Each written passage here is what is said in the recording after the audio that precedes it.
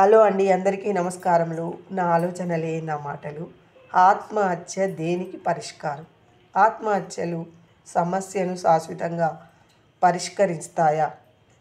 పరిష్కారాలైతే అదేవిధంగా భూమి మీద కేవలం పశువులు పక్షులే మిగిలేవి. సమస్య లేనిదెవరికి?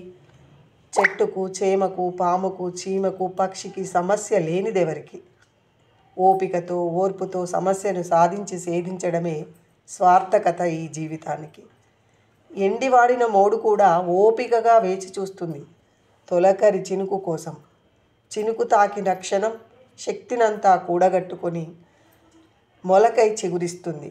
తాను అల్లుకున్న గూడు 100 సార్లు చెదిరిపోయినా మొక్కవోని ధైర్యంతో, రెట్టింపు ఉత్సాహంతో మళ్ళీ మొదలు పెడుతుంది తన ప్రయత్నం. అలసిపోకుండా సాలెపురుగు. మానవుడి మేతలో సాలీడు ఎన్నో వంతు. అన్ని సమస్యలకు ఆత్మహత్యలే పరిష్కార మార్గమైతే భూమి మీద ఎవరు బ్రతకాలనుకోరు, పశువులు పక్షులు తప్ప. అద్భుతమైన మేధా మానవుని సొంతం. మనసు పెట్టి ఆలోచిస్తే ప్రతి సమస్యకు పరిష్కారం ఉంటుంది.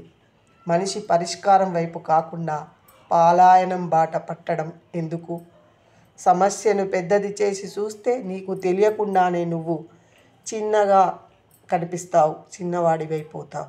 సమస్యను చిన్నదిగా చేసి చూడు, అధిగమించేందుకు అపారమైనటువంటి అవకాశాలు నీ ముందుకొస్తాయి, నీ ముందుంటాయి.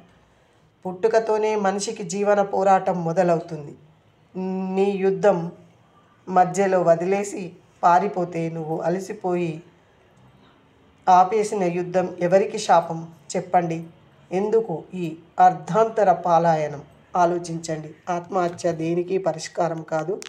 ఆత్మహత్యలు అనేటివి ఎప్పుడు కూడా అవి చేయకూడదు. దానివల్ల సమస్య పరిష్కారాలు కాదు. కాబట్టి సమస్యను పరిష్కరించుకోవాలంటే ఓపిక, ఓర్పు, ధైర్యం నీలో నీవు నింపుకొని ఆ సమస్యకు పరిష్కారం వెతుక్కున్నట్లయితే తప్పకుండా దానికి ఫలితం లభిస్తుంది.